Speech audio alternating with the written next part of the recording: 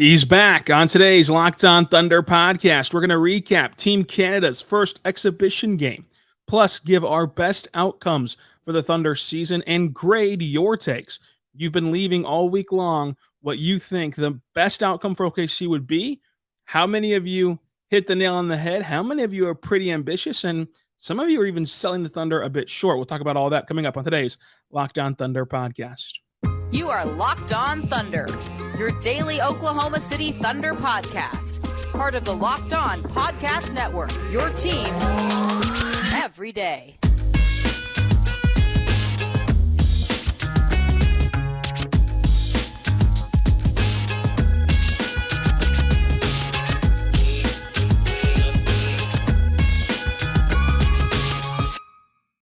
Let's get it going on the Locked On Thunder podcast, on the Locked On Podcast Network, your team every day. I am your host, media member, and editor-in-chief over at thunderousintentions.com, Rylan Stiles. You can follow me on Twitter at Rylan_Stiles. Follow the show on Twitter at LOThunderPod. Email the show, LOThunderPod@gmail.com. On today's show, we are joined again by Cade Kimball to discuss Team Canada's first exhibition play.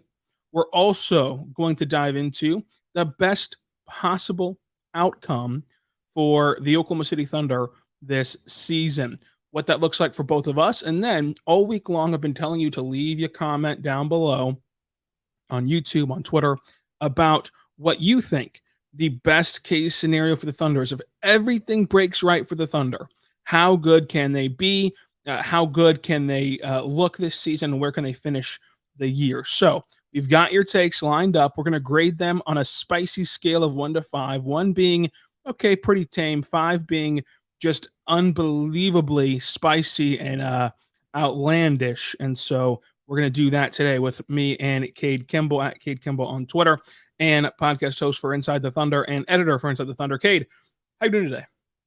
I'm good. I'm glad to be back for the second episode in a row. I'm excited to grade some takes and see where Thunder fans' heads are at. Second episode in the row because I wanted to bounce some of these off of you about what to expect from the Thunder and the high outcome. But we did watch Team Canada's first exhibition game, so let's get that out of the way first.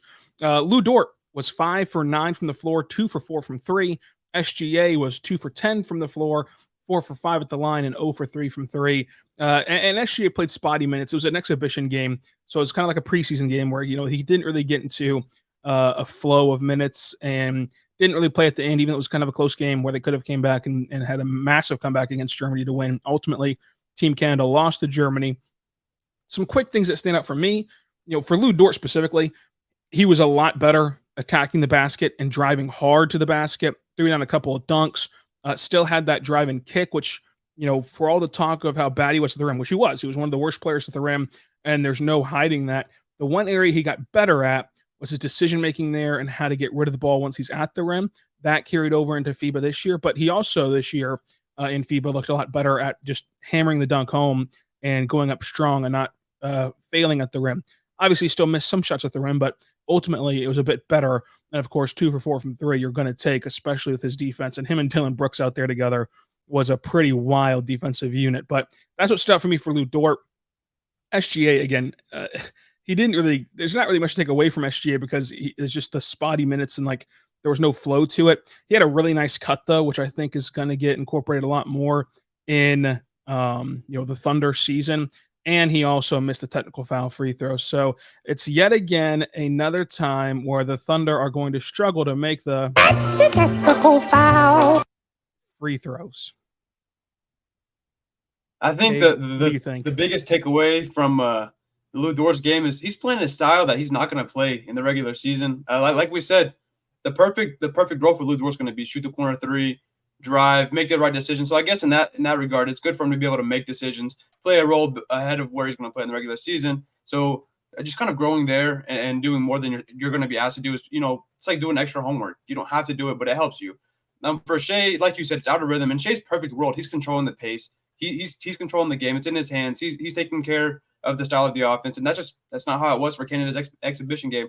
As you said, spotty minutes. It's hard to get into the flow of the game. Hard to find your rhythm whenever you're playing spotty minutes. But on top of that, you have people like RJ Barrett and Kelly Olynyk just looking him off, not giving him the ball, not playing through him, just having him on the court, basically, kind of like he was on Jing last season, just kind of being on the court sometimes. And whenever you do that, he's not going to shoot the best. He's taking shots that ideally he'd be taking in a regular season game for the Thunder.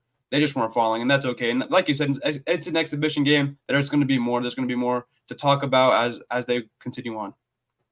Yeah, he did have that. He did attack Dennis Schroeder on a few back to the basket moves and had that turnaround baseline fadeaway jumper that he hits so often in the regular season. That was fun to see again from SGA in this one. But ultimately, I'm interested to see Team Canada and also Team Australia, who's going to play an exhibition this weekend.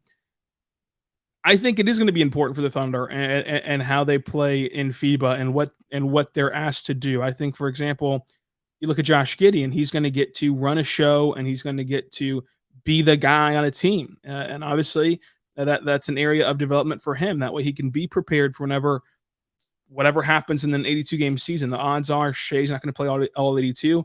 The odds are Josh isn't going to play all 82. So each of them need to be prepared to be a lead guy and a lead ball handler and the go-to guy on the roster. Obviously, Shai has that kind of down at this point, but for Josh Giddey to get that development is going to be huge. For Jack White, going to play a meaningful basketball is going to be huge, and to have another opportunity to impress Thunder decision makers ahead of training camp. He is signed to a 2-year deal, but there is no financial commitment hardly to him to where he's still very much on that roster bubble on the chopping block for the Thunder. So getting a big FIBA tournament with Josh Giddey and then getting that momentum into training camp is huge. And then you mentioned with Lou Dort, I think that with Lou Dort, whenever the FIBA pool play starts and like Shai's playing normal minutes and RJ's playing normal minutes, and like this this Team Canada is playing normal minutes and trying to win basketball games and like playing their guys and their style, I think that Lou Dort's role should look similar to what we hope it looks like in OKC, where he's playing great defense, but then he's relegated more so to just a corner 3-point shooter who's going to kind of keep the offense in rhythm whenever he gets the ball swung to him, versus him actually going to make plays happen offensively. I think that that's a role that he can be more efficient in, and with all the talented NBA players on Team Canada that surround him, once you get into a bigger rotation and a better rotation in real pool play, I think that should happen for Lou Dort. And if that doesn't happen, it does raise some eyebrows. Now, it's not going to be the end-all be-all, but it would raise some eyebrows to me. And then watching Shai, it's kind of just like the fun thing to do, because there's not really much to take away from Shai and FIBA, but because he's done so much in the NBA already. But it's still fun to watch him play and see what else he's been working on, see what he can add. And he did try out some of those step-back threes yesterday. It's a great time to be experimental, and just kind of to your point about doing more than you're going to be doing the regular season. Obviously, it's a lot easier to play a bigger expanded role and kind of condensing that in the regular season and being more efficient in your condensed role, because you know what it takes to play a bigger one. And then kind of to the Josh and Shai point, they're going to play different lineups. Their minutes are going to be staggered. They're going to have to head their own lineups. They're going to have to at different parts of the game take control of the game and keep the flow of the game going, keeping the Thunder in rhythm, playing with a good pace, playing Thunder basketball. And so Josh getting that experience is still going to be impactful, even if him and Shai play a lot of their games together.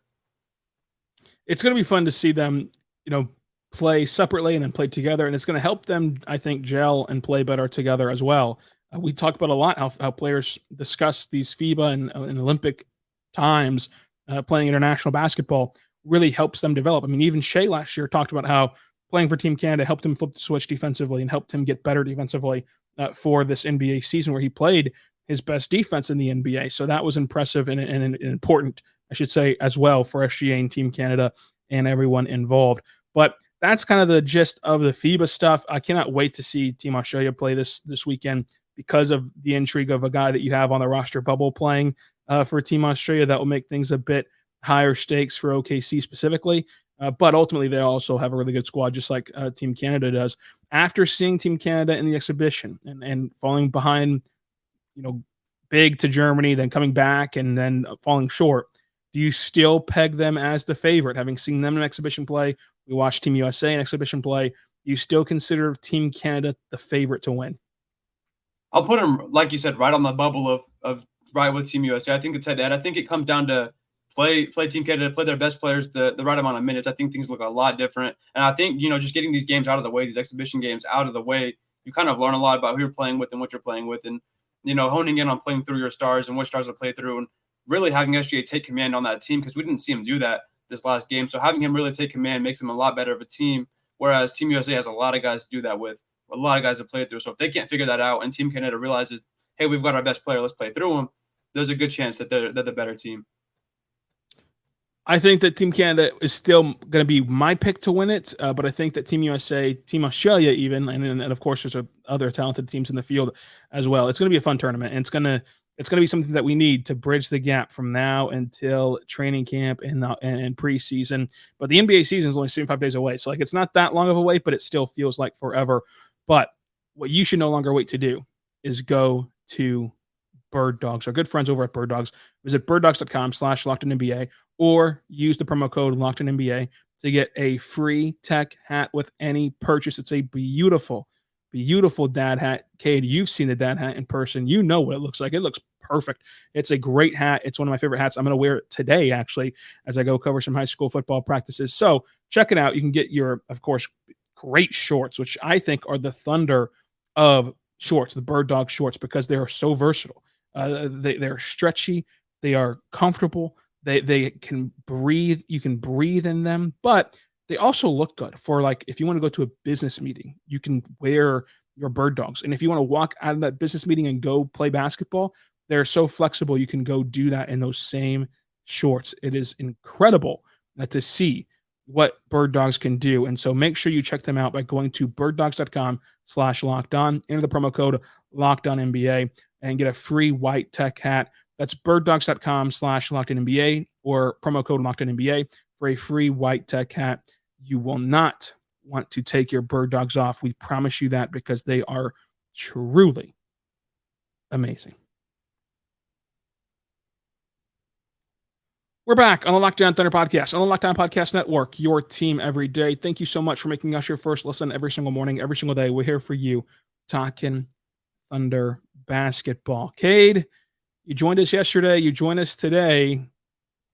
I asked you this question about the Thunder's best case scenario, and I just want to give you a chance to reprise your answer. So the question is, as the season starts in 74, 75 days, if everything went perfectly for the Thunder, health, development, rotations were on point, everything was perfect. In a perfect season, what is the best case scenario for the Oklahoma City Thunder? I'm going to stay true to what I said. I think at the end of the season, whenever you're looking back on the season and say, was it successful? If the team looks better on the court and they've laid the groundwork for a perennial playoff team leading into a contender in a few years, that's a successful season. But if everything's perfect on paper, I like 46-36 as their record. I think that's last season that would have landed them as a top 4 seed. That would have landed them a home playoff series. And if you get that, that's a significant win. I have a hard time seeing this team make the leap to a top 3 team, a top 2 team in the West. That's very ambitious. I think that's a little bit too much. But I think in a perfect world, they can claim that top 4 seed, 46-36. It's not necessarily a knock on the Thunder. The West is loaded. The 4 seed and the 8 seed could have not that big of a gap between them, and it could be a matter of 2 Shai healthy games, or So if they're healthy, I think 46-36, and I think if they're not healthy, dropping back to 42-40. The margin for error is not very big. So even in a perfect season, 46-36 seems reasonable. Yeah, last year the Kings won 48 games and were the 3 seed, and they took everybody by surprise. They were the surprise team to leap up, and the young up-and-coming team to leap up. But I think that that is a great goal to have. But a 4 or 5 seed is more so realistic for this Thunder team in the terms of the best case scenario. Now, a 4 seed as your best case scenario for this young of a team is still really good. Like, we got to remember, like, the Thunder won't be the youngest team in the NBA anymore, but they'll still be one of the youngest teams in the NBA this season. And that is impressive in and of itself. But you look at the pathway to get to a top 4 seed, and it's going to be Chet Holmgren putting up Rookie of the Year caliber numbers. Will he actually get the award? We'll see. I personally think that the voters are going to have some narrative-driven votes of, like, if Victor even plays a second, they're going to give him the award. But if Chet can get you close to a double-double, if he can get you 2 blocks a game, if he can stretch the floor, that opens up so many things on both ends of the floor for the Thunder and gives you such a different dynamic that 41 team from last year is instantly improved, instantly transformed. SGA sustaining around 30 points, 31 points, 30, 29 points, whatever it is, on great efficiency. That is going to be huge too. And then you see Josh Giddey, who I think is going to take a leap as a scorer. I think that you saw it at the end of last season as he was attacking smaller players without hesitation toward the end of last season. He's going to be able to do that again this year. He's going to be matched up on smaller guys because he's a 6'9" point guard. So he's going to be matched up on other guys all throughout this season. And now I think he feels more comfortable taking them to the rack and scoring in that way. I think that J-Dub is going to become a more comfortable and aggressive offensive weapon. If that happens, that helps you reach your best case scenario. And then I still believe that Lu Dort can just be a corner 3-and-D shooter. Now that part is probably the hardest one to actually have happen. Now Lu Dort has had every year but his rookie year, he shot 40% or better from three in the corner. The problem is getting him to accept and relegate to that corner 3 role. Hopefully it can happen. I personally think that's the best way to use him. We'll see if the Thunder agree. We'll see if Lu Dort agrees. We'll see if that actually happens. But this is my ideal best case scenario for the Oklahoma City Thunder. So when you look at all that, and then you mention the depth, I think that Micic automatically makes your second unit better. Cason Wallace is going to be a nice addition as a guy who can shoot, as a guy who can defend. And then you get Kenrich Williams back. Like, Kenrich Williams was incredible last year. And getting him back is huge. Isaiah Joe, Jay Will, Wiggins, Usman Jang, Poku, Trey Mann, Jeremiah Armstrong, Dallas Bertans, whoever you play at that end of the roster, doesn't really matter, but you still have like 10, 12 guys, 13, 14 guys who you are really, really, really excited about. And that depth alone, mixed with the fact that this is a young Thunder team that will care about winning regular season games, is part of why you can see such a massive leap in win total and in their best case scenario. You look at that leap from 40 to 46 wins, and like, what does that really take? And like you said, all those guys have to take a leap. You're almost expecting a leap from everybody. It's hard to, at this age, to imagine anybody regressing to a point where it's going to hurt their ceiling. I think their ceiling is just kind of open because everybody is so young. And like you said, there's 15 guys that you could realistically roll out on the court and they look like they're supposed to be there. That's the level of youth and the level of young talent that they've got. Is you roll anybody out on the bench and you're confident, hey, they're going to play positive minutes for us. They're going to play into the system we've established. And for the Thunder, that makes you feel safe. That makes you feel comfortable. And having that allows you kind of play more of a free style. Whereas other teams, even in the top 4 in the West, they have their 8 guys they're leaning on. Once you get past that, it's like, is he going to be a big negative for us? Is he going to hold us back? And just having that many options for your style that fits the bill, that's just so comfortable for the team.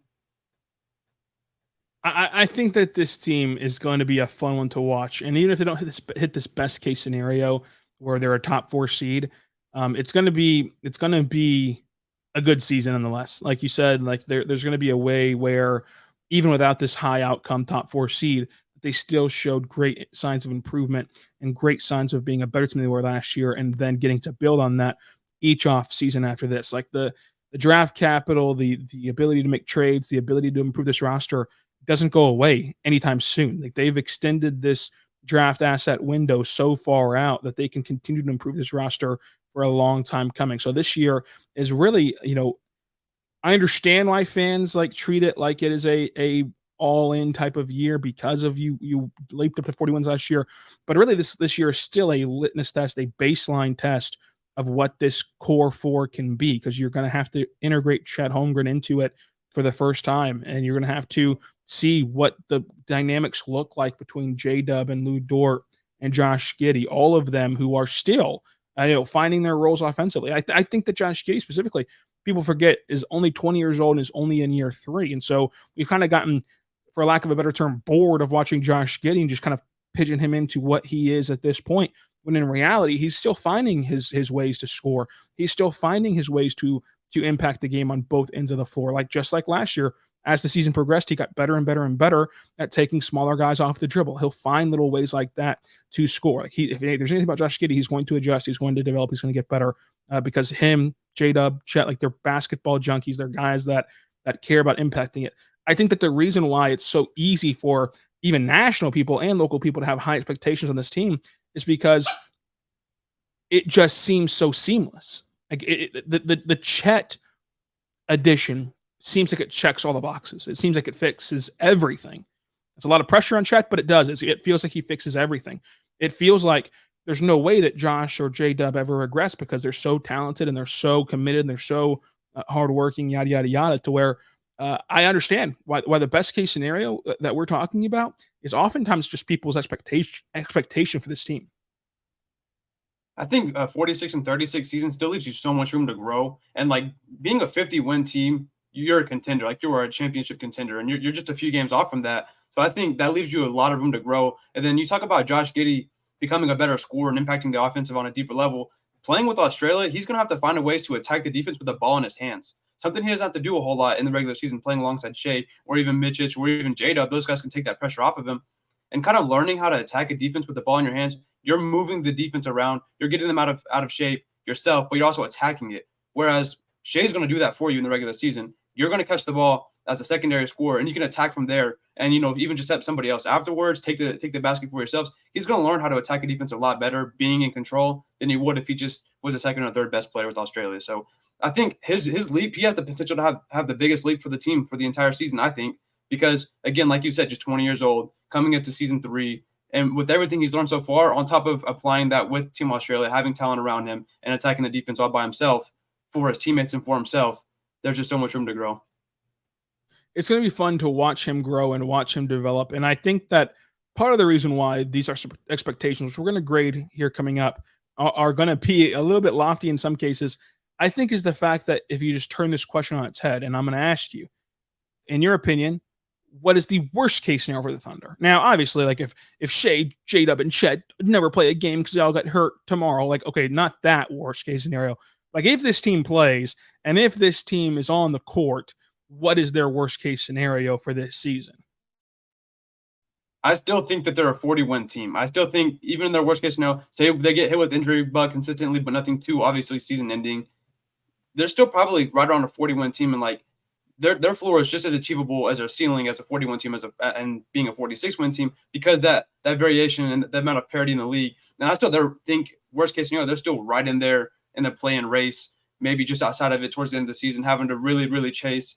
But they're still a play-in postseason team, even in their worst case scenario. They're not going to be a bottom team in the West anymore. Those days are behind them. Nothing but up for the team now. So I think even in the worst case scenario, you're still a very good team, and you're still a threat on a nightly basis.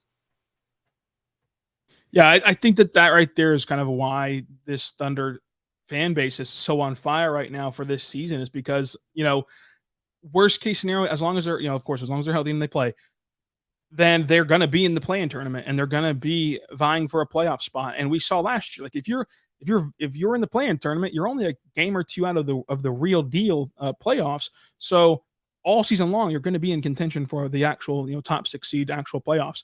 And so I think that is the worst case scenario. And a lot of it is due to how young they are and they can develop and they can get better, but also due to the West. Like the Thunder are not going to be a team that come March is going to say, well, we're probably better off just losing, because what's the point at this point of trying to go to the play-in tournament? Because they have so many other outlets to get those high lottery picks that, just like last year, they were able to go for it while Dallas shut it down, while Portland shut it down, while other teams shut it down.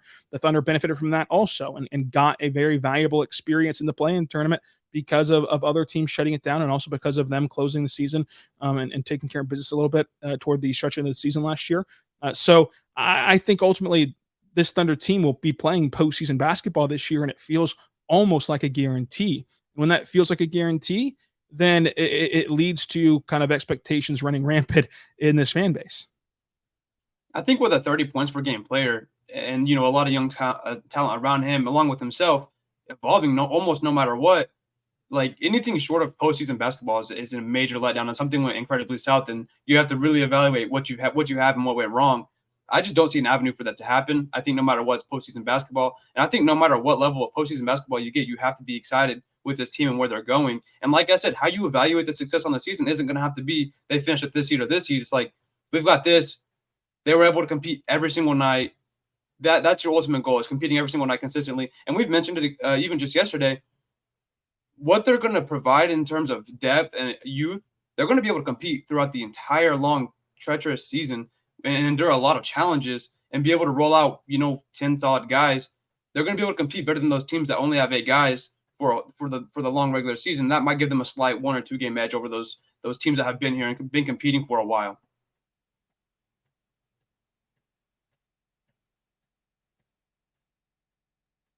it's going to be interesting to see how this team unfolds for OKC. Coming up, we're going to talk about your expectations. You've left comments all week long. We're going to grade them on our spicy scale coming up. We're back on the Lockdown Thunder podcast, on the Lockdown Podcast Network, your team every day. Thank you so much for making us your first listen every single morning, every single day. We're here for you, talking Thunder basketball, joined today by Cade Kimball, Inside the Thunder podcast host, Inside the Thunder editor as well. Now, I've been asking you all week on the pod to drop below your best case scenarios for the Thunder, and we're going to grade them right now. First one from Ken.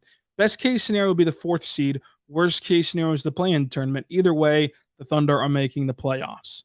Seems like a 1 to me. Again, the scale is 1 being the most realistic. 5 is like, whoa, you were way out there ambitious on your prediction. This is a 1 because I think that we literally just said that and agreed with it.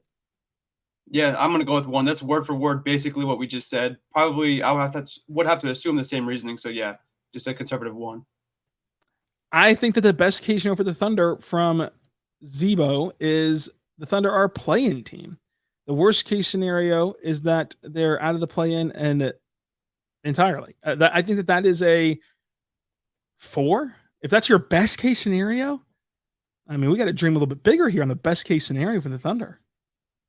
Yeah, it's a pessimistic way to look at it. I think 4 is fair. I think you'd almost go 5 because we said that's the worst case scenario is to hit the play-in, area, and that's his best. So I think I'm gonna have to go with 4, borderline 5. Yeah, I think that you can get a little bit bolder than that being your best case scenario in your wildest dreams. This next one comes from Stretch. 48 wins is the perfect best season for OKC. 48 wins. I mean, that gets you around at the exact Kings total last year, which would be a 4 seed or it could be a 3 seed. Even that's what the Kings were last year, as a 3 seed. So is 48 wins on the 1 to 5 scale. How spicy is that? I'll give it a 2. I mean, that's still really close to 50 wins, and that's an 8-win jump. So that's a very, very hard to do. But at the same time, 46 to 48, 2 games just go your way in the late game. Other teams miss something, or you hit a game winner. You're right there. This one comes from Andre. Best case scenario is top 2 seed and hosting, of course, the playoff series that the Thunder win and get to the second round. So they win their first playoff series since Kevin Durant was in town, and they were a top 2 seed in the West. How spicy is that? I think it's spicy in the fact that I don't know that they'll be a top 2 seed. That's very, very, very ambitious. I don't know if they can make a jump to that level because that's in the 50-win range, and that's another 10-win jump, and that's really hard to replicate. So, but winning a playoff series, if you're a top 4 seed, that's not out of the realm. You're obviously you landed at a higher seed than your opponent. So if you're a top 4 seed, winning a playoff series, it might not be the most surprising thing. So I guess I have to go with like a 3. It's like right in between.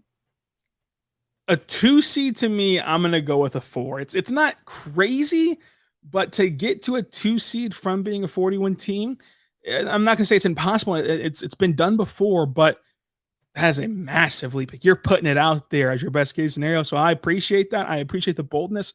I'm going to go with a 4 for being a 2 seed. Now, here's one where I will swap with you, and I'm going to go with it's a 2, 1 or 2. The best case scenario from Oliver is the Thunder finish 4th in the standings. They make it to the second round, but get bounced in the second round. And along the way, it's Micic, Joe, J-Will, Kenny Hustle, and Poku helping them as depth pieces. I think that's a 2. I think that's pretty realistic. I think it's realistic in the sense of if you're a 4 seed and you win a playoff series, you're likely playing the 1 seed, and doing that, you're probably not going to put much of a fight if you're the Thunder in that second round series. But I think 4 seed is right where we've been landing the Thunder in a best case scenario, and winning a playoff series would be huge, and even just hosting a playoff series would be huge. But I think it's most definitely you're beginning bounced. At Assembly, best case scenario, in the words of Ted Lasso, we do what no one believes we can and win the whole bleeping thing. Believe. Winning the NBA Finals on a scale of 1 to 5, how crazy is it? 6.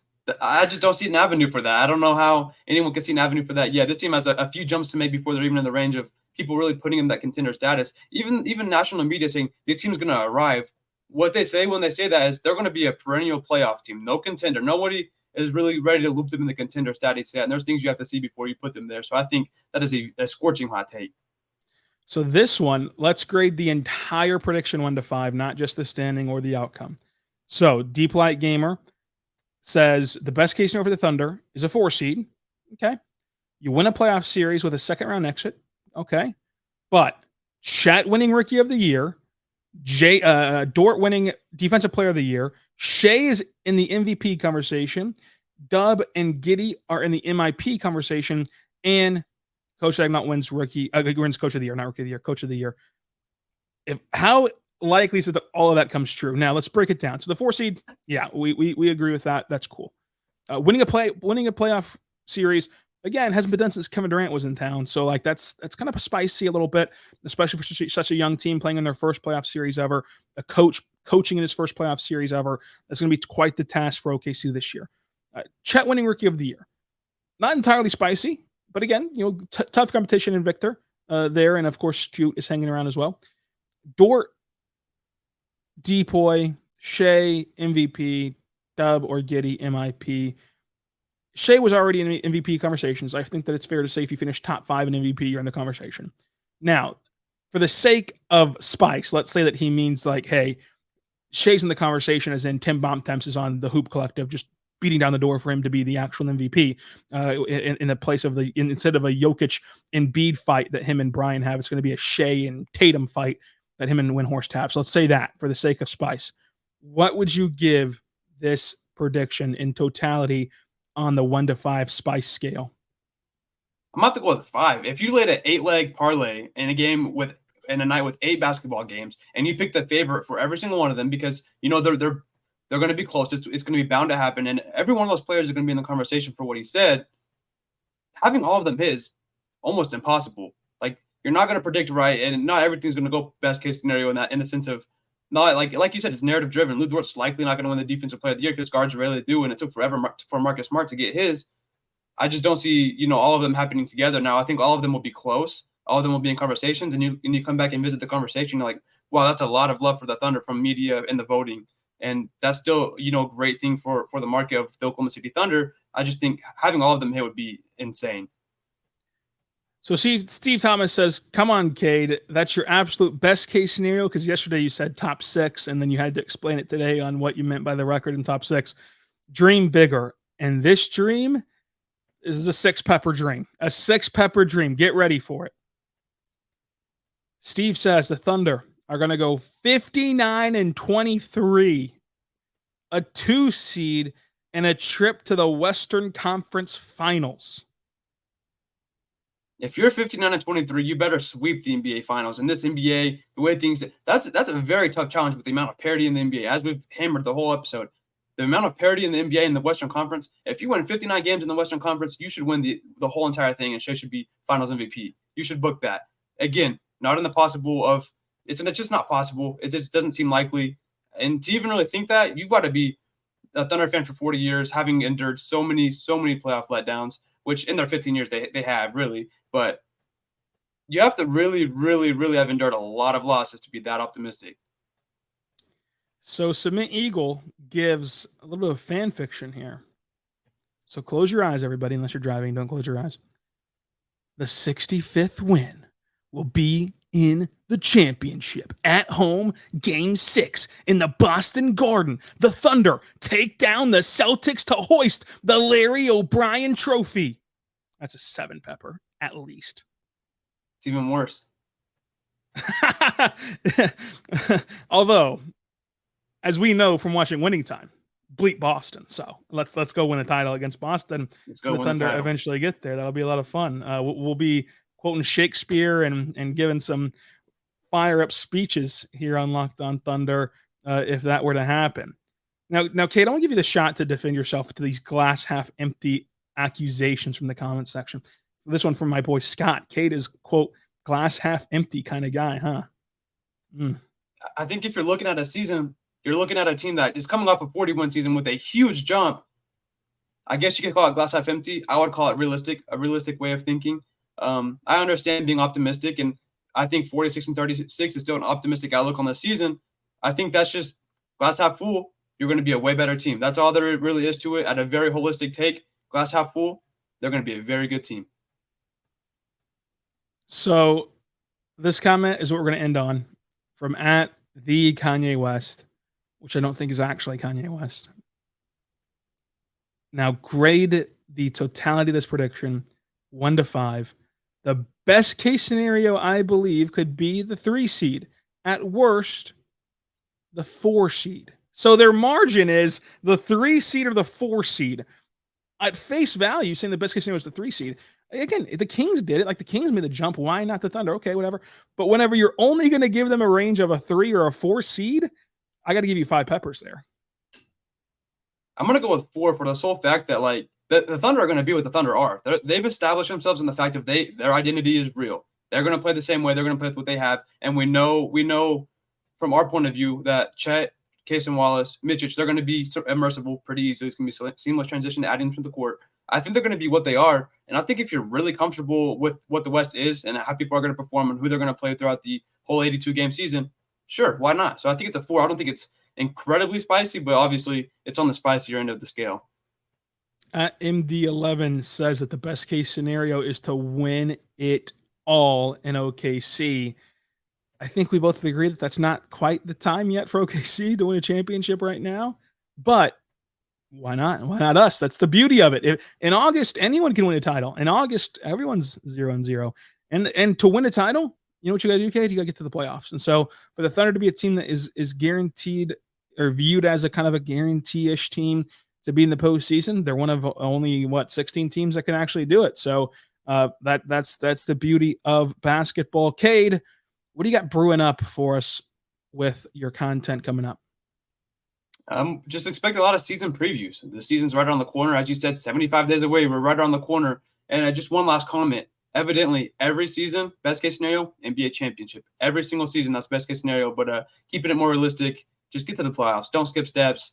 Just one step at a time. Get to the playoffs next year. Climb up the playoff ladder. Win a couple of series. So I just think expect a lot of season previews. The season's really right around the corner. Just stay patient. Expect some FIBA content, of course. Shai's going to win the whole thing. Maybe not. Maybe Josh Giddey takes it, but we'll see. Yeah, I mean, technically speaking, the best case scenario is to win a championship for every team, even the Hornets. Like, if their best case scenario would be like to win a championship. But yeah, we'll talk more about this season. We'll preview the season a heck of a lot more in the next 75 days.